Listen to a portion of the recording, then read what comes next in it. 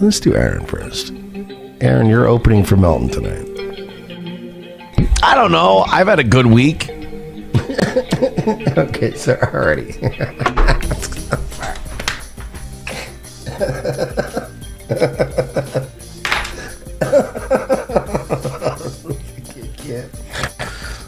can't do this.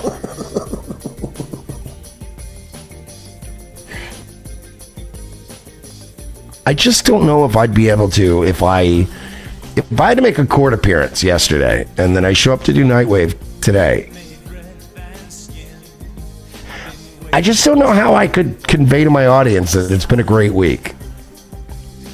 Whether you're innocent, guilty, etc., whatever, it doesn't matter. But like, you're having to go to court to answer to the charge of revenge pornography. It's not a great week. Like, I'm like me. All right, look. For instance, right? Like, I had a DUI once. I got arrested, went to jail, went on probation, did all the things. A lot of shit I had to go through. A lot of money I had to spend, whatever, and get through it. Right?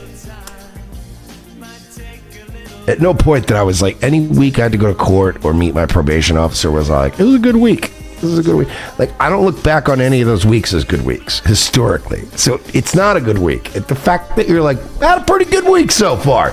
Really? So when you're on your deathbed, when you're fucking at hospice and you're surrounded by your children and your grandchildren and they're gonna fucking pull the plug on you and your last moments as the DMT is releasing in your brain, you're telling me your mind is gonna go back to those sweet, sweet times back in September 2024 when you were negotiating a plea deal for revenge pornography? You're gonna go, when I was 38, it was a very good year. I had to go to court for showing Kayla Ricada's tits to Gino Bisconti so he would be my friend. It was a very good year.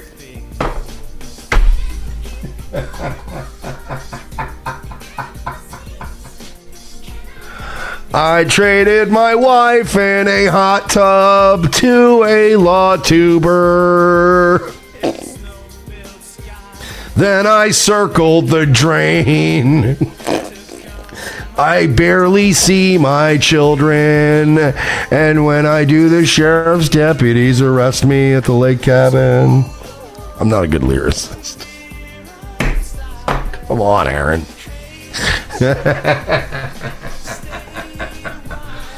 I violated protection orders and my ex-wife took me to court. I was accused of headbutting women in the face. It was a very good year. Shut up, you fucking asshole. It wasn't a good week.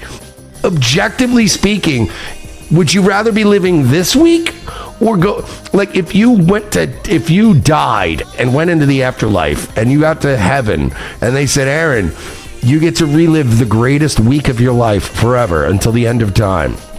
It's just like the opposite of hell. In hell, you got to relive your worst day ever. But in heaven, you get to relive your best day ever. Is it going to be the day you went to jail and you were the coolest guy and everybody was high-fiving you for how cool you were in your fucking recollection of it?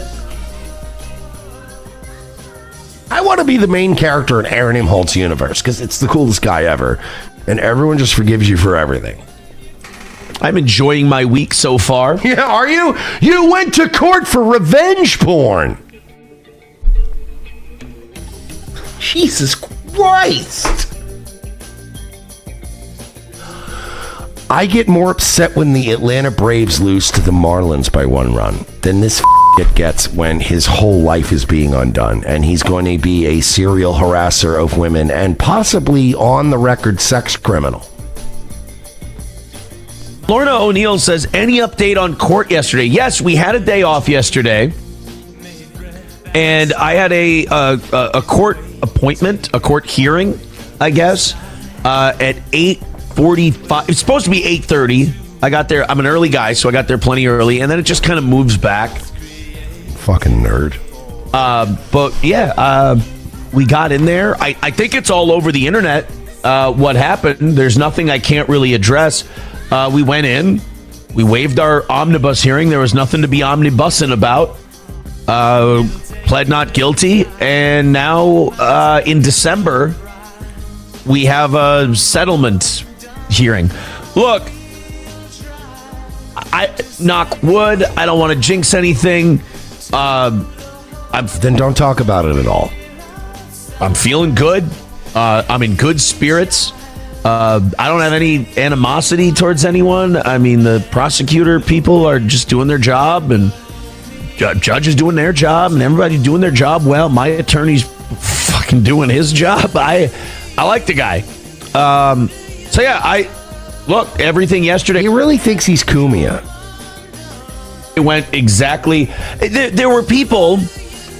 I saw Nick lost his mind and he didn't stream, and he said he was going to stream, and then he was shocked at the way my thing went. It's like I'm starting to feel like I might be more of a lawyer than him, because I'm sorry, what?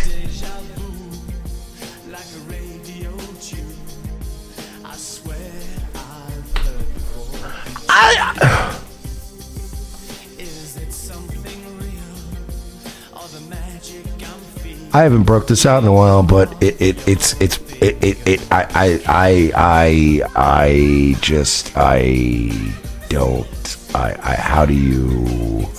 do you take that? How are you? What is wrong with this guy? People are saying Gates of Above said, when is he going to kill himself? I'll be honest with you, man. I'm more like I was telling Royce about this. Me and Royce had a fucking disagreement it wasn't even a disagreement or an argument. We were just discussing the Aaron thing, and I was like, I think he might kill himself, like legit. I've seen, and like even Royce was like, Royce is of the mind of most people of like, nah, this guy's a pussy. He's a coward. He's too much of a pussy to kill himself. And I'm like, no, honestly, like I thought that about Gabby Petito's boyfriend. You know, people have thought that about other guys. Like there have been plenty of guys I've been like, nah, that guy, he's gonna find a way to wiggle out of everything all the time. But I'm telling you, man, I don't think people really put enough stock in people like Aaron. And I've used this analogy before, right? When you're a fucking delusional lunatic, when you begin to detach from reality to the point where you can't actually legitimately see what's going on in your life, what happens is, this is reality and this is what you think. And the further that shit drifts apart, trying to, like, as you go apart, right? Like, let's say you're going this way, and this one's going this way, and this one's going. Eventually, you have to snap back into, like, one of the things needs to come back to reality, and that snap, that whiplash. I don't care if you're a narcissist, if you're a coward, if you're a pussy, if you're a it. Here's the thing, and I've always said this about people. When people go, well, he's too much of a coward to kill himself. Yeah, that's what people who kill themselves are. They're cowards. It's what they are. Branimeth said, he's too narcissistic. Yeah, that's what narcissists do. They kill themselves. Cowardly narcissists kill themselves all the time. In fact, do all cowardly narcissists kill themselves? No. But all people who kill themselves are cowardly narcissists. The odds keep increasing as he can't, I'm telling you, man, cowardly narcissists, when the world comes crashing down and they can no longer fool everyone, and they can't, his narrow shoulders can't handle this burden. People like this, when they realize the amount of work, time, effort, and working a real job it'll take to regain the trust of your wife, your kids, and those around you, when you lose all of that and you realize, oh my God, I'm going to go have to work at a Lowe's. I'm going to go have to work day jobs to do this. He thinks he's a radio mecha star. He thinks he's Anthony Cumia with millions of dollars. He's none of these things. When people tell me I don't know, man, I think he's too much of he's too much of a pussy to kill himself. You know who kills themselves? Pussies. There's two categories of people that kill themselves.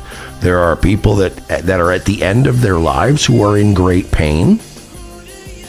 And in my opinion, spiritually have that option, in my opinion. And then there's the people that are pussies and cowards and who just are too scared of life and too scared of starting over and too scared of fixing things and doing the fucking things necessary, doing the work required to make things right with people. So I don't discount the theory that he might blow his fucking brains out when the reality sinks in. I knew a week in advance what was going to happen here. I mean, I was aware of how this was going to go. I told anybody who would listen, they're like, you have a day off. Chevy fan goes, I'm in Minnesota. I have friends in his area. No one's ever heard of Steel Toe, which is hilarious. You're going to be in court all day. I'm like, it's going to be like a 5-minute thing, and we're going to be done. But, not talking about the specifics has been working out pretty well. And if you don't mind, I'm going to continue to do that. Like I said, everything went great. Feeling good. Just do it on stream, Aaron. If you're going to do it on stream. These things are a long-ass process. But, yesterday went well. I was happy with yesterday.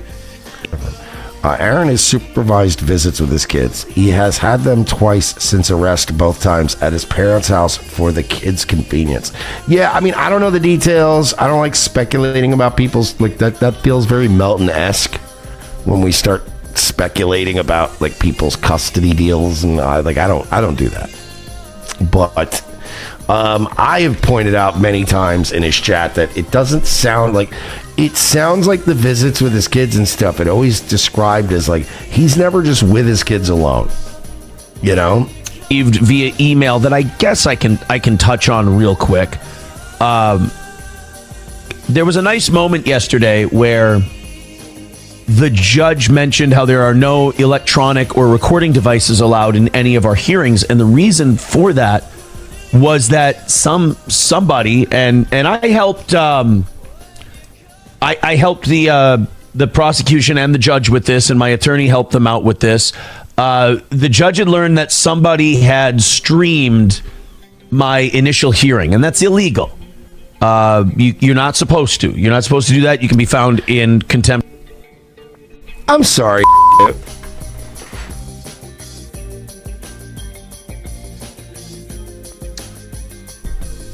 Did you not live stream Nick Rekieta's hearings that were also theoretically supposed to not be recorded? Did you not stream Kayla's hearing that was technically not supposed to be recorded? Did you not stream April's? Did you not criticize Nick and pile on Nick Rekieta when Nick Rekieta tried to get his future hearings blocked from live streaming? Did you call him a hypocrite and say, like, you fucking Rekieta and this shit, like, he wants to do the Johnny Depp trial, but he doesn't want his own shit on? So you little nerd, you narrow-shouldered little pussy, get bad boxing pussy nerd. I did a Philly shell, which is like an inverted... Shut up. You're 0-2, you fucking pussy. You're 0-2 in boxing and 0-2 in pussy, frankly. So you whined about Ethan Ralph. By the way, he never streamed anything. That was that somebody and I helped I helped the prosecution and the judge with this, and my attorney helped the prosecution and the judge them out with this. The judge had learned that somebody had streamed my initial hearing, and that's illegal. You're so fucking done, Aaron. Aaron, you're so finished. You're so finished. I might need to switch screens here. Sorry. Oh, Aaron. Oh, poor Aaron. Everything that's happening to you. Every single step of what's happening to you I warned you about. Even now, you perceive me to be an enemy of yours, somebody who hates you. I don't. I dislike you. I think you're gross. I think it's fun to dance on your grave. But you're not even smart enough to understand the things that make me tick. I get off on helping my enemies. I do. I look forward to the days when the people that have been the worst to me, or people that have been the shittiest to me, reach out and take my hand when they need it.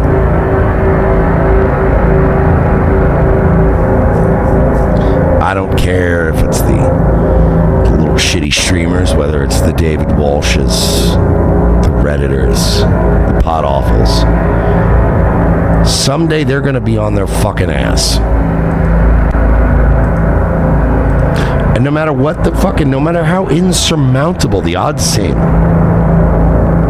I'm very good at identifying what you need to do, what you need to stop doing, and how we can start going in the right direction.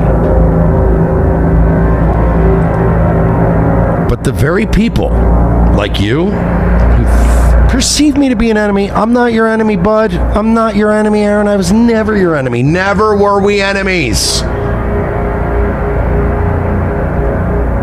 I simply was an ally who eventually became a critic. And as soon as I became a critic, you went, oh, this guy fucking hates me. He's one of these steel-toe haters. No, I tried to help you. Even now, I can help you.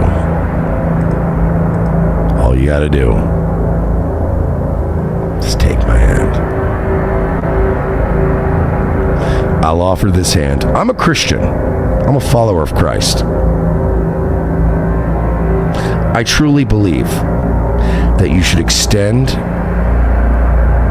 your hand to both your enemies and your friends. I want to help you. No, Aaron, I don't want to help you. I want to help you help yourself. But your pride makes you unable to accept it. Take my warm, alcoholic, clammy hand, and I'll make this all go away.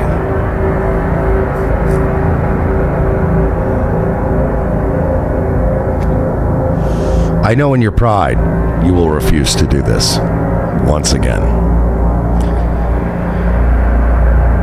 But to me, it's win-win. Either I save your soul, or you self-immolate and we warm our hands on the fire. Either way, Aaron, the choice is yours. You're not getting out of this, bud. Not the way you're doing it.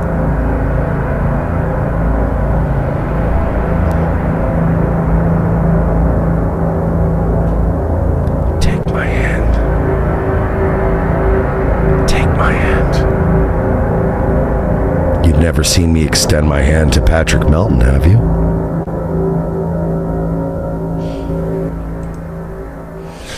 Oh, what happened? What did I miss? I don't remember the last 2 minutes. What happened?